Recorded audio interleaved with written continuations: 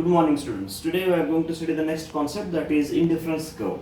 So already we have studied under utility analysis. There are two concepts. One is called as the cardinal utility analysis, and second one is ordinal utility analysis. In case of the cardinal utility analysis, you have already come across the law of DMU, and under ordinal utility analysis, we are going to study about the indifference curve. So what do you mean by indifference curve? Indifference curve shows the different combinations of the two goods where the consumer gets equal satisfaction. So here this concept was first given by J.R. Hicks and R.J. Allen, who were an English economists, and it was given in the year 1930. So here the indifference curve analysis are used to represent an ordinal measure of taste and preferences of the consumer and to show how the consumer will maximize his utility in spending his income. So as you know, in case of law of DMU, whenever a person will go on consuming a commodity or the other, the total utility will increase in a diminishing rate. Whereas in case of DMU, we were going to measure it in case of the numbers, but under indifference curve, we are not going to measure it in number, but you are going to compare it.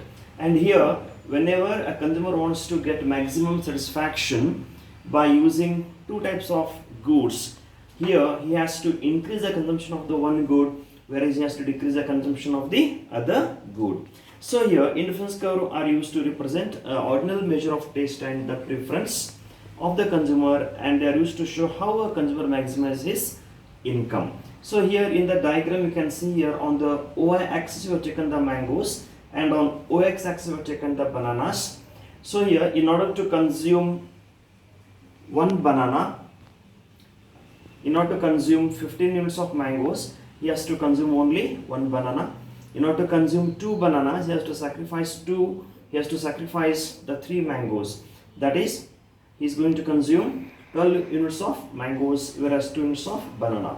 In order to increase the consumption of 1 more unit of banana, he has to sacrifice 2 more units of mangoes. And in order to consume 4 bananas, he has to again sacrifice 3 more units of mango. It means whenever you want to derive equal satisfaction from the two goods, when you are going to consume one good in a higher sense, you have to consume less of the another good. And here the various points, that is A, B, C, D, they are going to show that whatever combination of the goods he can choose. He can choose combination A, that is consists of 15 mangoes and 1 banana. The combination 2, that is 12 mangoes and 2 bananas.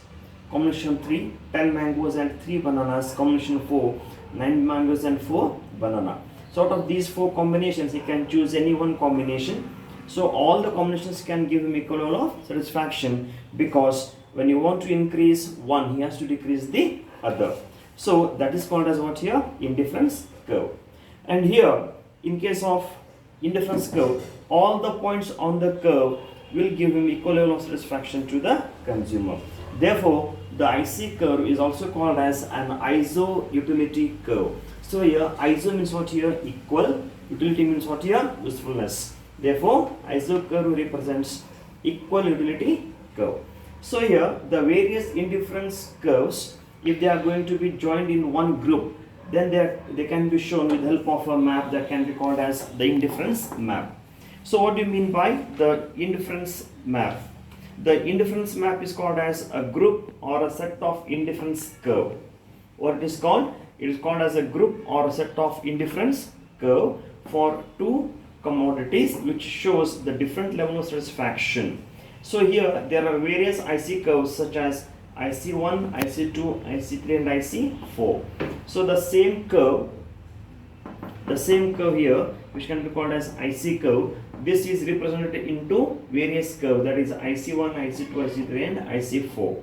So here commodity Y and commodity X2 goods are taken, and here in case of indifference map, we are going to represent the various groups of the curve, and we have to remember that the higher level of IC curve will give higher level of satisfaction than the lesser one.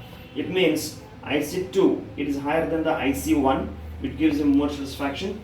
IC3 is higher than IC2, wherein IC3 will give more satisfaction, and IC4 is higher than IC3, 2 and 1, which will give a consumer more level of satisfaction. So the same combinations A, B, C, D, They can be represented here like A, B, C, D, A, B, C, D, A, B, C, D, A, B, C, and D. So out of these 4 curves, he can choose any one curve, but you have to remember that higher IC will give him a higher level of satisfaction than the lesser one. And a rational person or a rational consumer will always choose a higher level of IC, which gives him high level of satisfaction depending upon the level of the income.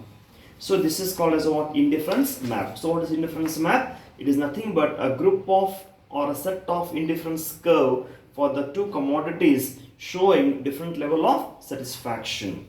And here in case of IC curve, you have to remember that we are going to join the various points such as A, B, C, D in order to obtain a particular curve.